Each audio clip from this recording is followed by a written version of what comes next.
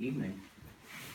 So a couple things before I get officially started. I wanted to let you guys know of a resource. I love it when new resources come out that can help us. In this life, we can use all the help we can get. And in the Church of the Nazarene, we have some resources, and we have printed resources. And some of these you may know about. We've got this big magazine called Holiness Today, and that kind of represents the entire denomination. And then we've got this magazine called Grace and Peace, and this has been around for a while, but it's very targeted specifically at the clergy. So specifically, Pastor Brandon, Pastor Rob, me.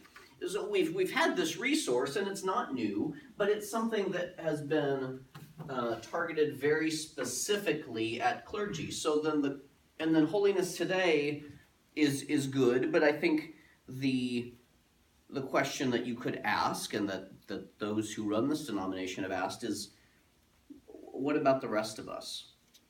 What about the rest of us? Those who are serving the Lord and who love the Lord and are seeking holiness, but we're not pastors ourselves, nor do we aspire to be. Just being honest, and that's okay. That's okay, because the body is consistent of a lot of parts. Okay, so to that end, the Church of the Nazarenes created a brand new resource, and it's called the Table Magazine.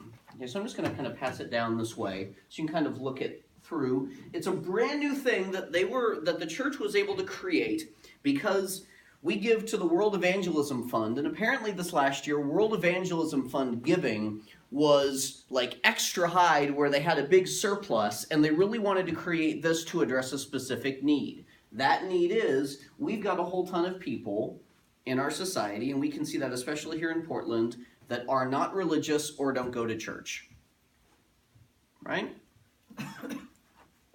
We need to create something that presents the gospel and church in a whole new way. And a lot of ink gets spilled on how do we do that? How do we remain true to who we are and yet be relevant to a new generation? Well, what we realized was we've been through this before. And in fact, we had been through this before. This is very similar to what John Wesley went through in his era. This is what the church was going through, is it needed a new way to make itself relevant in that time. And John Wesley was able to do stuff like that successfully. So if we were to return to the fundamentals of what make us tick, and just really emphasize that from a spiritual formation element, that could really be the ticket. So that's what this magazine does. And printed copies right now, they're only making available in a kind of a select capacity. They're only distributing the magazine to clergy. But the primary vehicle for the magazine is online and electronically. So if you go to thetablemagazine.org, you can access the entire magazine. Even better, you can sign up at thetablemagazine.org and have a lot of the articles delivered to you by email. Even better, there's an app called Table Magazine that you can download to your iPhone, iPad, or Android devices. So you can actually download the entire magazine to the device that you carry with you and read through it. I have read through some of it, and I like it, and I think it's targeted, again, not at pastors, but at us, and how to make spiritual formation and growth and the church relevant to us, those of us who are serving and pursuing holiness, and an extra resource to help strengthen us. Okay, so it's a free thing. I just want to put it out there. I'd encourage, yes. I've heard of a couple churches called the Table Church now. Yeah. Are they connected? Is that a no new Nazarene?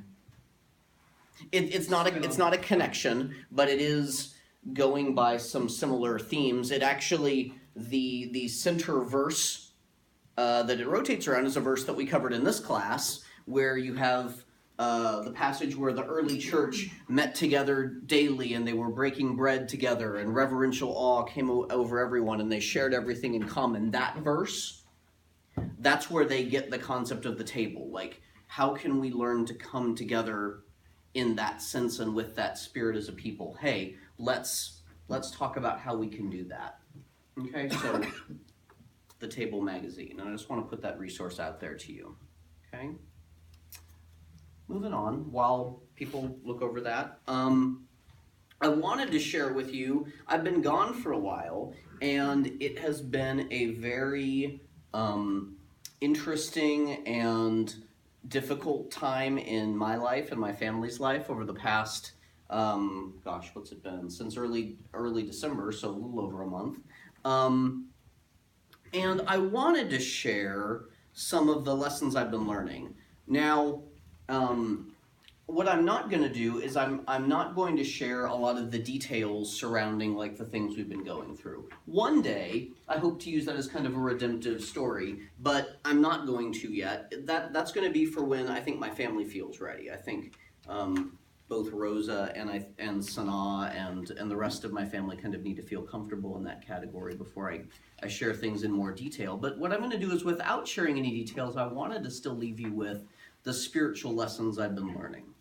Okay, because I think that that's important in its own right. So this will be like not at all comparing myself to Jesus, but this is sort of like when the disciples would ask Jesus lots of pointed questions, and like instead of answering them, he would like give them a story. He'd give them a parable, and they'd be like, "Oh, that was a great story. What's that mean?" And maybe this will be that way too. But I think that this story has a lot to learn from its own right. And so I wanted to do this as a sort of devotional for you that stands aside from Acts, but I feel it's important for me to leave you with this, because I think that regardless of where you are, this is something you could benefit from. So, lessons learned, completely different part of the Bible than Acts. Completely.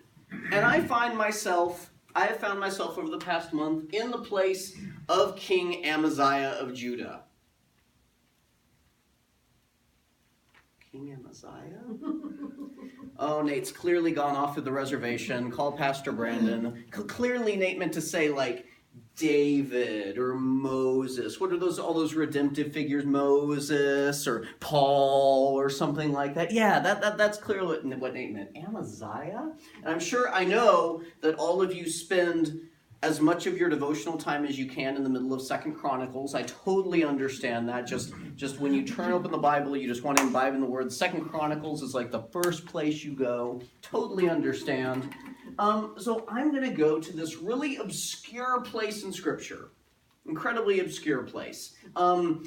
This King Amaziah was 25 years old when he began to reign, and he reigned around the time of the books of like Jonah and Amos. Okay, that is about where he would have reigned, just so you know. And he reigned for 29 years in Jerusalem. His mother was Jehoiada, who was from Jerusalem. And it kind of goes on to say that he was goodish. Okay, some kings were good, some kings were bad. He was good, it says. He was mediocrely good. Good, but not as good as he could have been. Okay? Maybe like how some of us feel sometimes. And it goes on to say that, it tells some boring details of his rule, but it says that he assembled the people of Judah and assigned them by families to the commanders of units of 1,000 and the commanders of units of 100 for all Judah and Benjamin. He wants to see how many fighting men he's got. Kings do this. He counted those 20 years and old and discovered there were 300,000 young men of fighting age equipped with spears and shields. Now this is kind of an insecure time. I mean, it's more secure than other times, but it's still a relatively insecure time in Israel and Judah's history. They're no longer the big regional powerhouses. There's this nation somewhere called Assyria that kind of becomes a big deal, and then there's other nations that are really powerful. So he has done his survey, and he's like, "Wow, I've got a pretty good army here. Pretty good. I'm in a pretty good spot, which is good because I've got some battles I need to fight, and it's going to be good to know how much army I've got."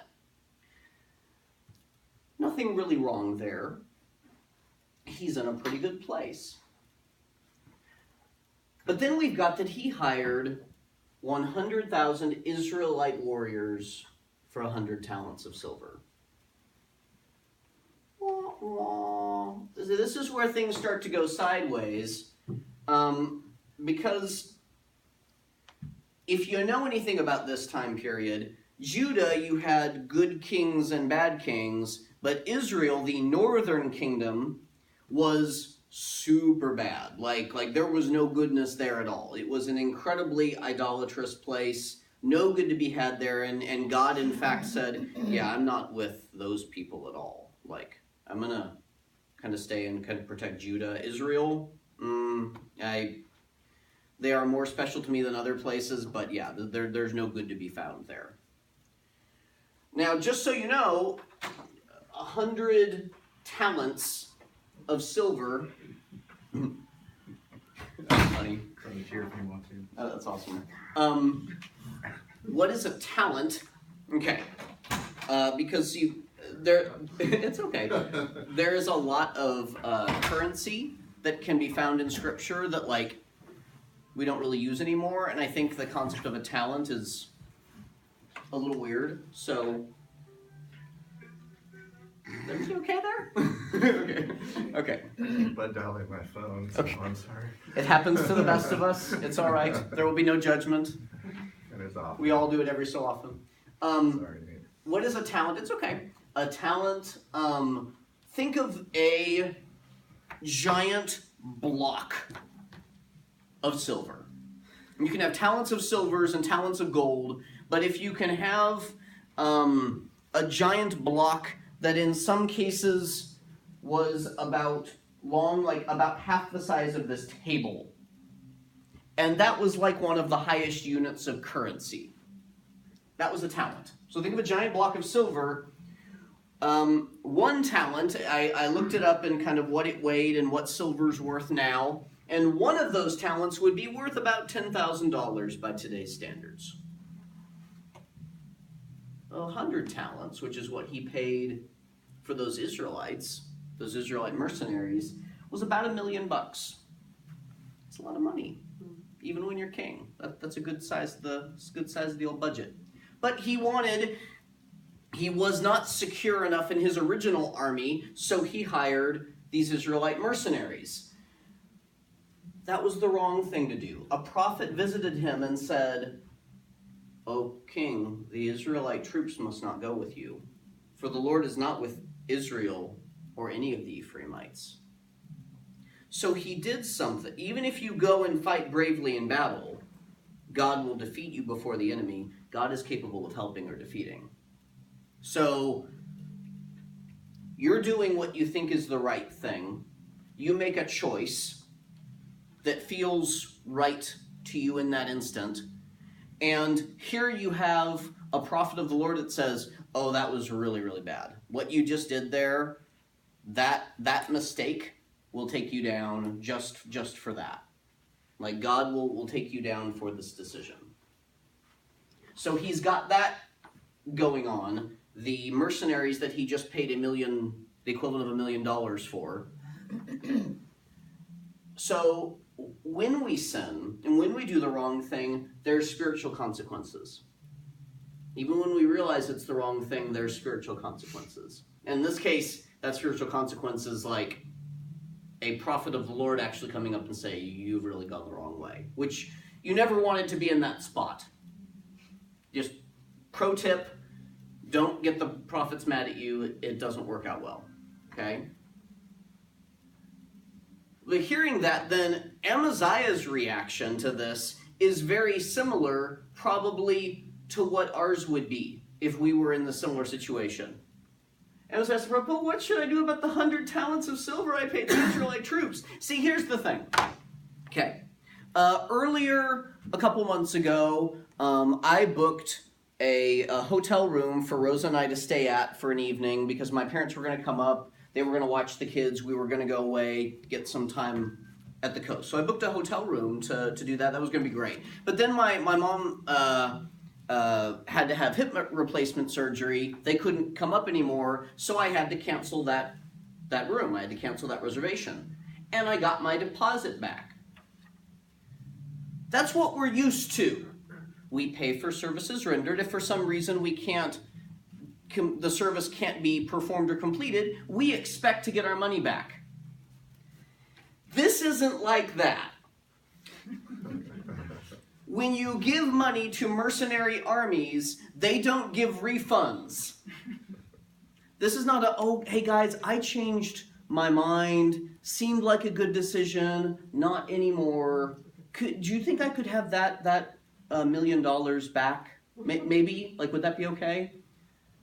No, that money's gone.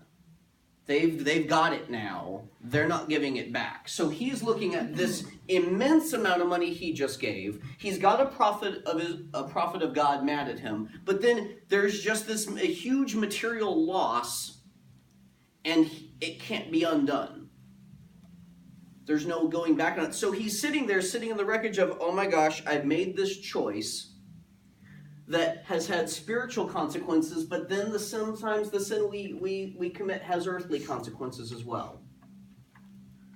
There's ways how even when we realize that there's something, a sin, then there's a way that we have to pay here on earth. Okay?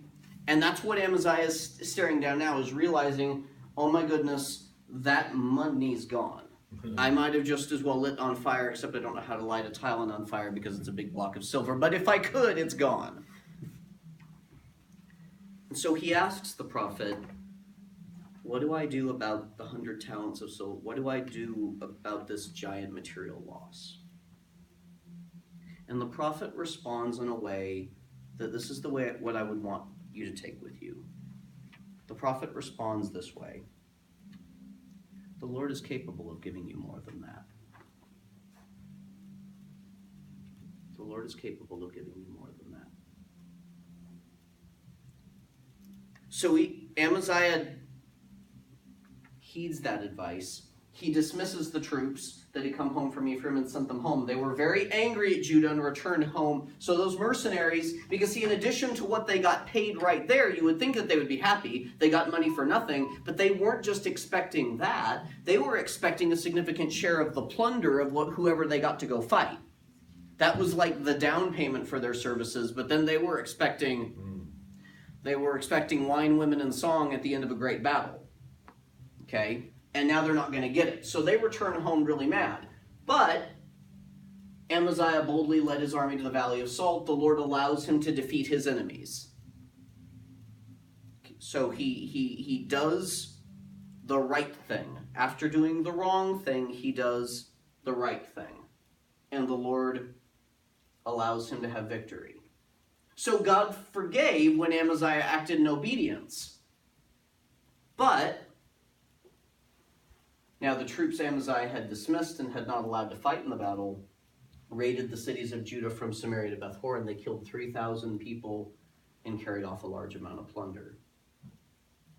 So sometimes when we sin, sometimes there's earthly consequences that we can immediately see, but then sometimes there are greater consequences than we would even guess. So in this case, Amaziah may not have even guessed that this would happen, but they were so mad that then they did extra collateral damage to him. So if he had not hired them, he would have been $1 million richer, but now he's got these other cities that have been devastated that now he has to deal with. And so sometimes when we sin, there are earthly consequences that persist.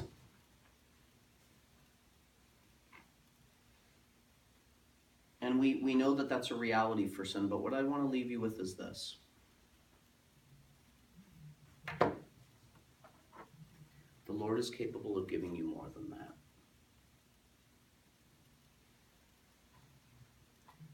What is it for you? Is there a place in your life where you've sinned and now you're staring down some consequences? Have you done something you shouldn't and now you're facing kind of a ruinous financial decision? If you turn back to the Lord, you still may endure that, but the Lord is capable of giving you more than this if you follow him. Is it a relational decision? You made a split-second decision. You hurt someone you cared about emotionally. Now there's wreckage from that. You still may go through that, but if you turn back to the Lord is capable of giving you more than this. The Lord is capable of doing more with that than you could ever even guess if you turn back.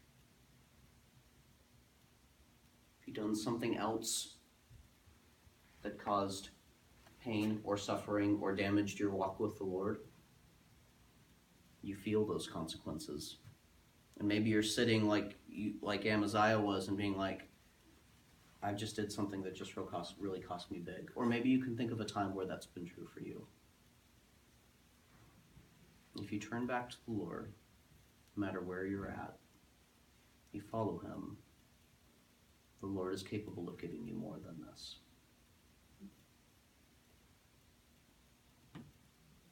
That's what I'd like to just leave you with, is some thoughts. These are things I've been thinking about over the past while.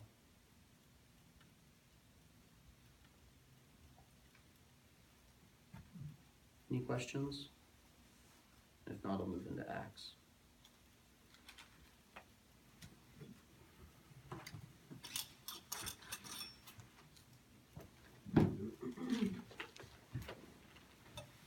Where were we in Acts? Goodness, it's been a long time. You probably don't even know. Who... Did we get the midterms back yet? Yeah, your midterm I'm still grading. There's too much writing to be spilled. I'll go easy on you. Who's the central character that we're kind of focused on right now? If we've gone through several central characters in Acts, haven't we? There was a time earlier where Peter was kind of the central focus. We spent a wee little bit of time, and a guy named Philip was kind of that. We had some time where the guy named Stephen was that. Who's kind of the focus right now? Paul. Yeah, Paul. This guy named Paul. And he had a friend with him. Anyone know the friend's name? Barnabas. Barnabas, yeah. Ooh, look at you, already racking up those points. I cheated. Yeah, I'm not surprised. You had your phone right there in your hand. What is Barnabas's distinctive trait? He has a distinctive character. There's lots you could say about Paul, but like Barnabas has a distinctive character trait. Anyone remember what it is? Was he son of encouragement? It's son of encouragement, and that's exactly what he is he's just Mr. Encouragement. Everybody, there's a TV show, Everybody Loves Raymond. Everybody loves Barnabas. He's just a great guy. Should give him his own show. It'd be great. And we were in Antioch, which is super confusing because there's actually two Antiochs, and one of them is a lot closer to Jerusalem, and I would call it Vegas Antioch because it was like this cesspool of sin until the church came to it, and now it's this vibrant hub of early Christianity. But then there's this other Antioch where the gospel's not preached at all, and that's way out in the, I'm going to say boonies, but good enough for now, and that is where we are. And there was a big sermon that got preached there, and what had happened earlier is fantastic message had been preached there. There's going to be some great things done there. A lot of people came to know the Lord. The word of the Lord was spreading through the entire region, but the Jews incited the God-fearing women of high social standing and the prominent men of the city stirred up persecution against Paul and Barnabas and threw them out of the region. And we talked about how, notice that what they're saying, this is kind of where I left you last time, is notice that they're not saying they were so mad because they felt like God was being blasphemed by the teaching of Jesus that they just, in their zeal for the Lord, wanted to kick Paul out. And that's not what they're saying. And they're also not saying they were just so passionate about the law and their view of the scriptures that they just felt like the scriptures needed to be defended, and so they threw Paul out. No, specifically it's the high social standing and the prominence that kind of gets targeted. And we've seen before that jealousy gets used as kind of as a way to stir up riots. And in this case, what is happening here is the people that wish Paul harm are saying, you know what happens when the church comes through places? Like, You have places where then people are coming and they're like laying their possessions at the apostles' feet and everybody's sharing things in common. And I mean, you guys are really rich and they're going to be coming after all your money and stuff, and they're going to be preaching a message that says like everyone is equal to everyone else. And do you really want that to happen? And so they use that as a tool to stir them up and get them thrown out. So after they shook the dust off their feet in protest against them, they went to Iconium, and the disciples were filled. Notice that the persecution is met with joy.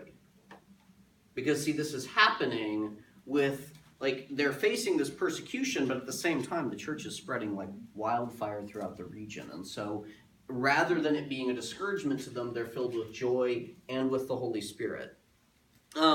So we were in the Antioch all the way up top side there, and we're going to come on down to Iconium just a little bit lower.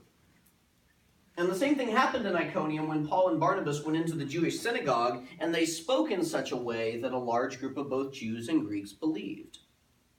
But the Jews who refused to believe stirred up the Gentiles and poisoned their minds against the brothers. Okay?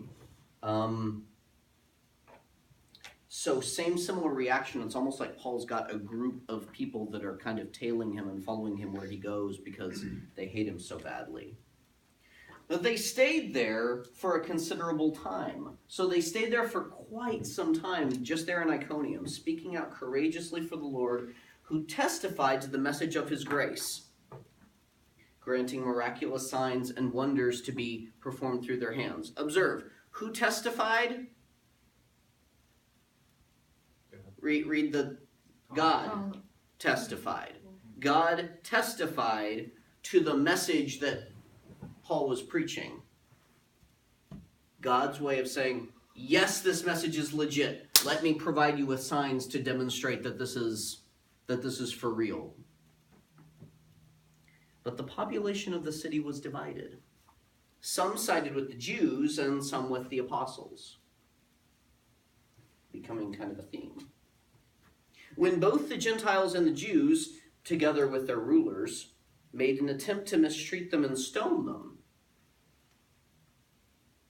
So before, I think we've had times where they really, where Paul's people have wanted to kill Paul, but the oppression has kind of been more riots that threw them out. But now we're actually we've got a little bit more murderous intent here, that we're trying to stone them to death. And Paul and Barnabas learned about it and fled to the Lycaonian cities of Lystra and Derbe and the surrounding region. There they continued to proclaim the good news. So, notice that threat has been there for a while, but they still stayed there in Iconium for a while despite the threat. But then it got to a point where they decided they wanted to leave. And I think this is a good message that we should know is just in our context, there's a time to stand your ground and a time to leave. Okay? And I think that involves a lot of conversation with Christian brothers and sisters, but then I think it involves a lot of prayer and sensitivity to the Spirit. You need to know, I think, when you are... I hope I don't get in too much trouble here. I think one problem that as like a broader American Christian community has is we don't choose our own battles well. Sometimes we fight battles we don't need to, and we feel like we have to, but maybe we don't. And I think that there's something where we need to know which battles are worth fighting and which battles we just need to kind of back off and let things play out. And I think this is a good lesson that I'm not going to point to any issue and say that we've been out of line, but I think it's something to reflect on. I think there have been some things that we've gotten ourselves in that maybe we didn't need to. I think we need to be if we're making these calls and we're picking battles left and right without prayer, without sensitivity to the Spirit, without dialoguing with our Christian brothers and sisters about it, without seeking advice from our elders, this is all part of how the Holy Spirit works through us, okay? So we were here, and now we're down Lystra and Derbe were in those areas down here. Now eventually, you see there's like two sets of arrows. They're going to backtrack and go back up this way. But they've kind of come down here as far as they're going to go before they backtrack a bit. And in Lystra sat a man who could not use his feet. He was lame from birth. He'd never walked. Similar to like the man born blind. It's not he was walking and then he couldn't. He'd never walked, ever. This man was listening to Paul as he was speaking when Paul stared intently at him and saw through the Spirit that he had faith to be healed.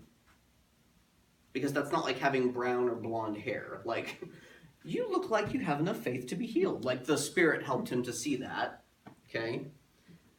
He said with a loud voice, "Stand upright on your feet." And the man leaped up and began walking. So another one of the sign gifts. So when the crowds saw what Paul had done, they shouted in the Lycaonian language, and that's important because Paul doesn't speak that. They're using their dialogue, so this is what they're saying, but there's evidence later in the text that like they don't necessarily know that that's what they're saying because they're speaking in their own native tongue. The gods have come down to us in human form because they just saw a miracle. And the Roman mythology is full of incidents where the gods come down in human form from time to time and get themselves into trouble and sleep with lots of women, but sometimes they do miracles. And so they think that that's what's happened here. Okay? They began to call Barnabas Zeus, the king of all the gods, and Paul Hermes, because he was the messenger god, because he was the chief speaker. Now, if I'm Paul, since Paul was like the leader, why does he get to be Zeus? I did the healing, and I get to be the messenger, and he's Zeus. But what this tells you, I think part of what you can infer from this, I read some commentaries on this. Barnabas is the tall looker. Okay, like Barnabas looks and sounds, and he's got that encouraging vibe all over him. Like, he looks the leader. He looks like the person you would want to follow. Paul, by church tradition and by some other scriptures, we generally perceive him to be shorter, a little bit more frail of build, not your towering charismatic leader figure. And we don't even know exactly, like, they're speaking in their own dialect here, and so they're just looking at what they see and they're just calling that shot. Okay, but they think the gods have come down in a human form. They think that Barnabas and Paul are them. And the priest of the temple of Zeus, located just outside the city, Paul and Barnabas, everybody's yelling, but they don't know what's going on. They brought bulls and garlands to the city gates. He and the crowds wanted to offer sacrifices to them. So they're all ready to offer sacrifices to these gods, which to them would be like a super honoring thing from their perspective. I think Dr. Constable, a man whose commentaries I delve into a lot for this class, made the statement that I agree with. If Satan cannot derail Christian witness with persecution, he will try praise. Too much persecution has destroyed many preachers, and too much praise has ruined many others. So, Paul and Barnabas are getting an extremely positive reaction, which they've just been chased out of 3 cities because of persecution, and the last one they almost got stoned out. To have a crowd that loves you so much that they think you're deities and they want to sacrifice stuff to you, that would have been a lot more welcome. And they could have given into that rather than, hey, let's not actually correct things because this is kind of nice, right? Like, getting treated like a deity, not so bad, pretty good. And similar things to that have derailed too many of our people. But when the apostles Barnabas and Paul heard about it, when they're like, what are they, could you just translate, what are they saying? And they realized what was happening. They tore their clothes in horror and rushed out into the crowd shouting, "Men, why are you doing these things? Stop! Stop! We too are men with human natures just like you. We are proclaiming the good news to you so that you should turn from these worthless things to the living God who made the heaven, the earth, the sea, and everything that is in them." See, so they're preaching the gospel unabashedly and without reservation to the point to where they're calling these ideas that the Lycaonians value worthless. So they are putting the gospel first, even though that could turn like what was a really good situation for them physically against them. In past generations, he allowed all the nations to go their own ways, getting a little doctrine here. Yet he did not leave himself without a witness by doing good, by giving you rain from heaven and fruitful seasons, satisfying you with food and your hearts with joy. Even by saying these very strong words, they scarcely persuaded the crowds not to offer sacrifice to them. So they barely managed to avert this blasphemy with the very strong, with some very strong words there. This is one of the only speeches in Acts to a 100% pagan audience, right? So in the past, it's like you go into a place and there's like some Jews who kind of understand the message even if they don't believe, and you've got like some Greeks that don't understand anything at all, and then you've got some God-fearing Greeks, right? But you've got a mixture of people that kind of understand God and kind of believe, and people that don't. But this is one of the ones where it's just, there's no God-fearing presence to be found. It's just a completely pagan audience. So notice how different a message this is. Just looking at this bit, the way he describes this living God that they don't even understand. Notice that it's a much different feel than when we were speaking to a totally Jewish audience or somebody that understands. You can't do it the same way.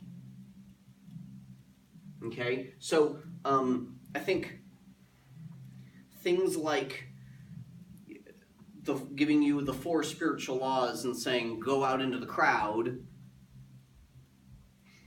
a lot of people have come to Christ that way, and I don't want to say that hasn't happened, but people are different and people are in different places, and some people need a more theologically packed argument, and some people aren't even at square one.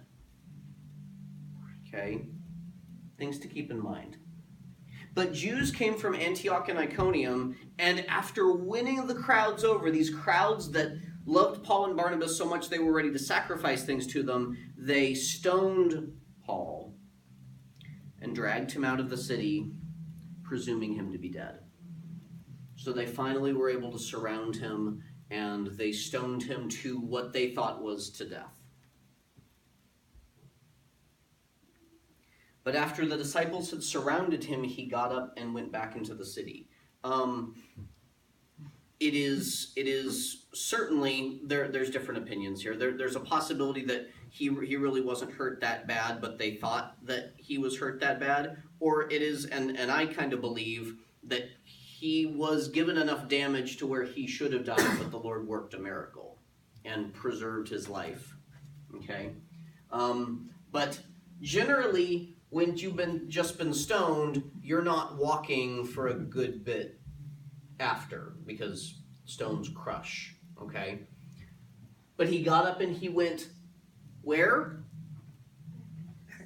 Back into the city. Back to the place that tried to kill him.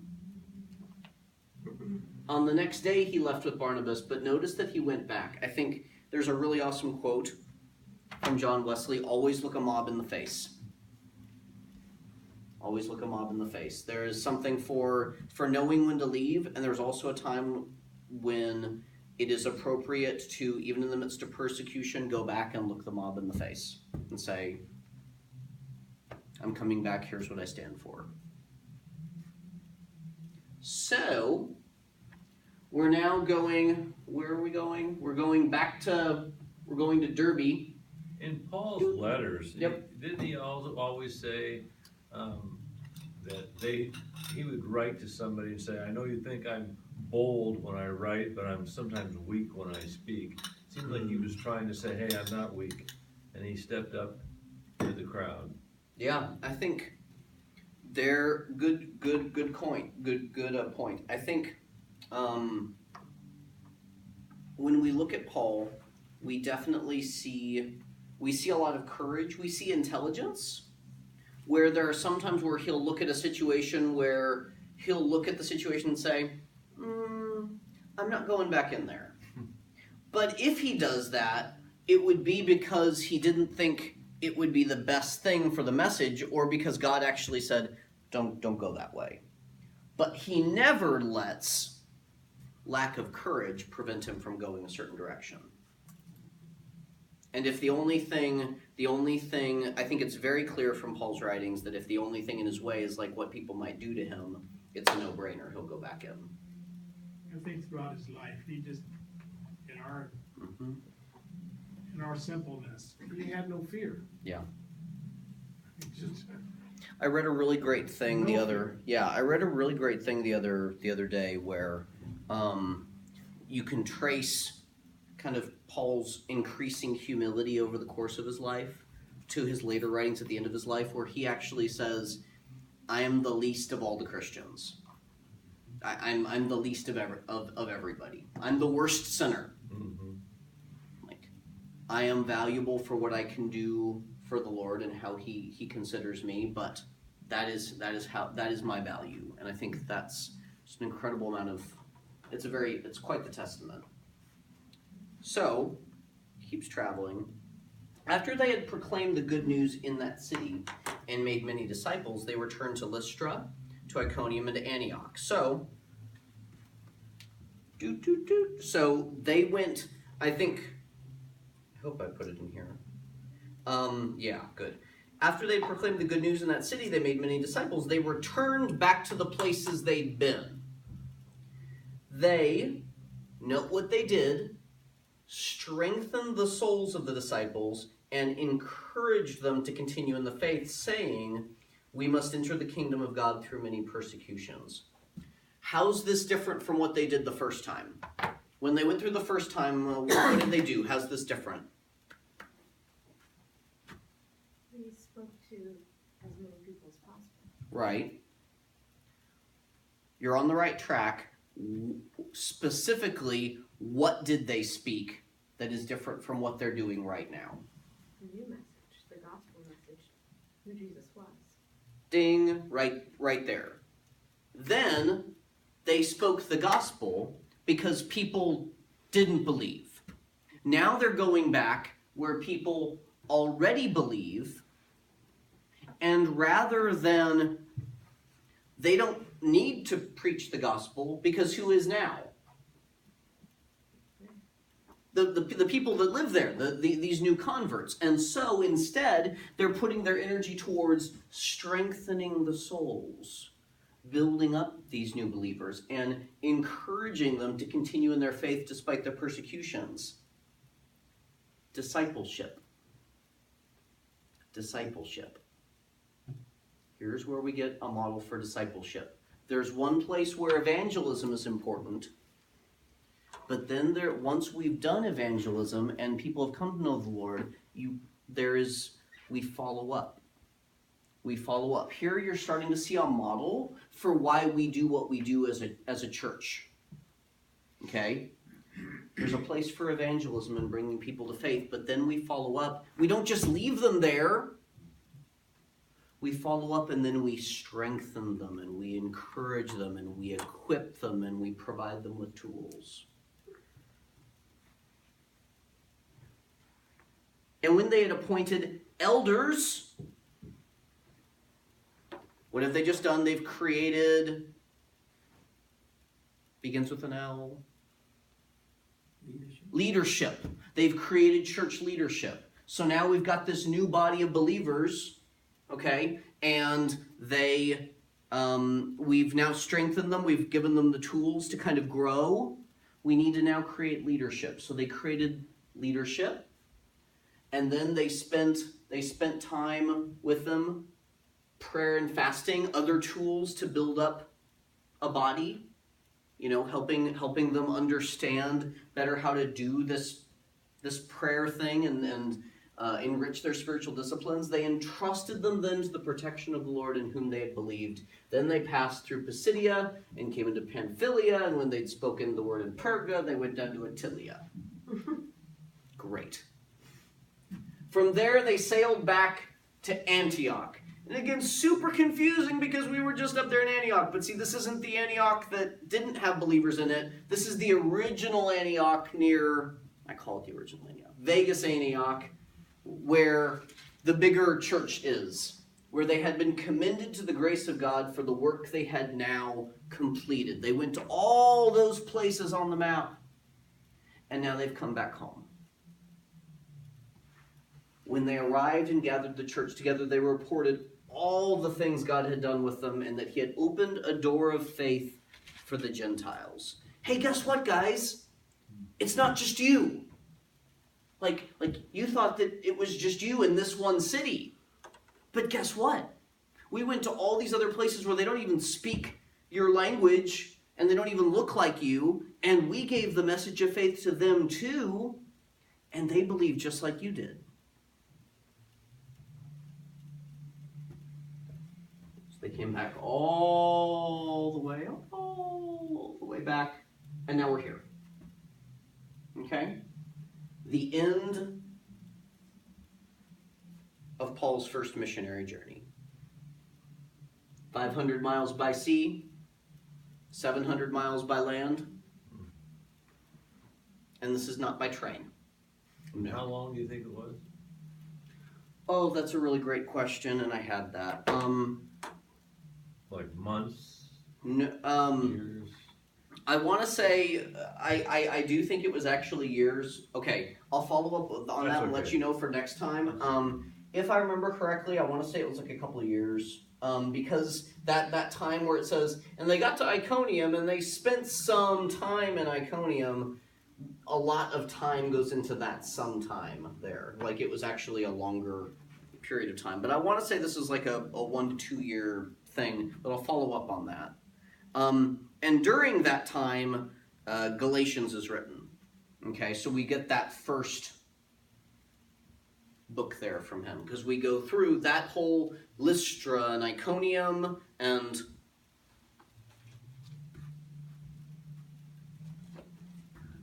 see right up there, Galatia. It's kind of cut off, but Galatia.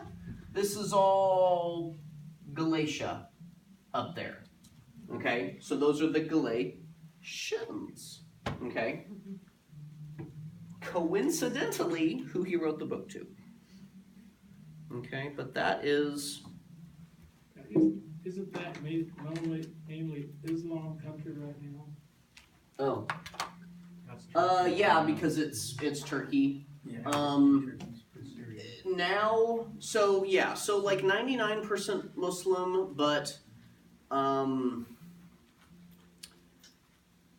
while there is a growing fundamentalism in Turkey, Turkish Islam is very different than the rest. It's very casual. It's very much, because you were there, weren't you? No. I just know it's okay. moderate. Yeah, I mean, Turkey is notoriously, you've got the Muslim sitting in front of you in the cafe saying, "Oh yeah, I'm a Muslim," while he chugs a beer and eats a bacon burger. Like it's like that. It's a very casual Islam where I'm a Muslim, because my parents were Muslims and my grandparents were Muslims.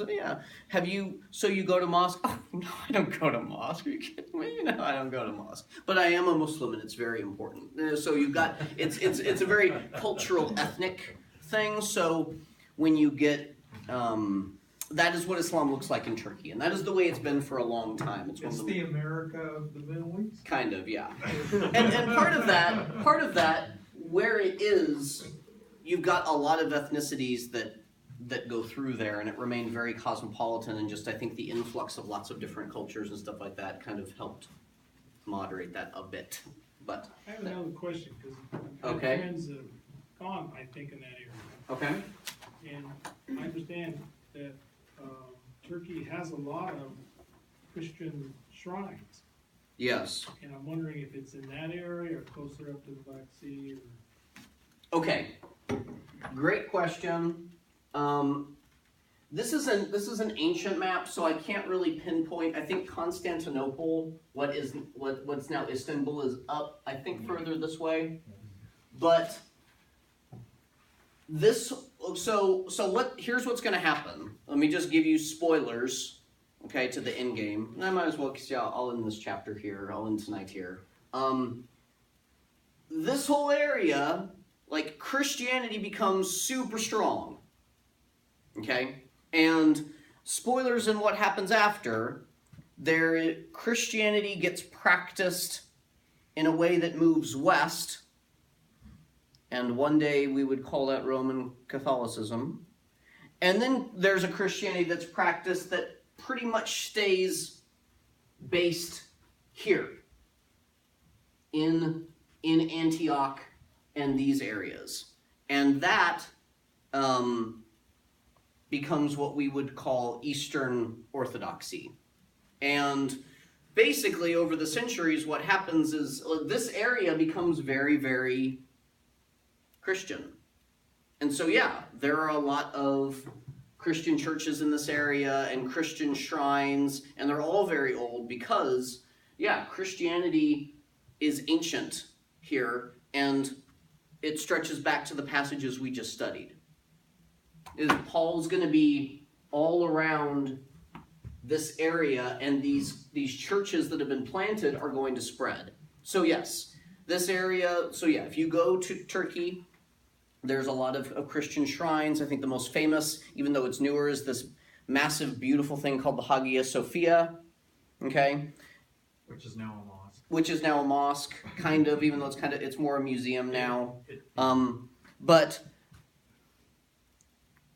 it was all very Christian until Islam swept in and made it a Muslim land, okay? But there were still a lot of Christians there, so they lived in peace with them for a really long time because they were already there. And Islam looked a bit different then in terms of how it reacted to Christians, so it left a lot of those stay, okay? Is Antioch part of Syria now? I think so. And I say that just because it's right next to the Syria part. And funny thing about the Eastern Orthodox Church, just going by the map there. Good logic, though. That's Yeah, very good. yeah. I bought it. Antioch is the Eastern Orthodox Church. If you were to ask them, there is a Greek Orthodox Church and a Russian Orthodox Church, and there's like a Syrian Orthodox Church, or these three main branches. And the Syrian Orthodox Church brings it all back to Antioch. Like this Antioch, this church, they will all say, like you'd ask, okay, so where are the origins of your church? Like where does it originate back to? And they're like, well, there was this guy named the Apostle Paul, and he came and he planted a church. Like they will take it all the way back. They'll take it all the way back there. But yeah, this was all very Christian until it wasn't. But the Eastern Orthodox presence, it's called Oriental Orthodox, there is still this very ancient Christian presence that exists. Now, they're real different than us, and they split from what we would one day become. This is just fun facts here, fun facts. They split from what we would one day become back in the year like 500 or something like that, way back over issues like the role of Jesus and is he like the Son of God and what does that look like? So now, like, if you went oh yeah, this is like, oh yeah, the Christians here, they're totally like Nazarenes, and I could just totally go and talk shop with them. And you'll find that there's a lot of differences there, but you know, those do exist, and they do identify as Christians. So that, and it is a fantastic thing. I've always wanted to go, and you know, it's one of those things where you get to go and see part of where the early church originated. It's a very powerful thing. Okay.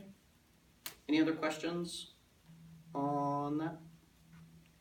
And that was only Missionary Journey 1. There's like 3 more. It's going to be so much fun. It's going to be Writes great. Galatians 2. Ephesians 3. Ephesians 3. Second Philippians.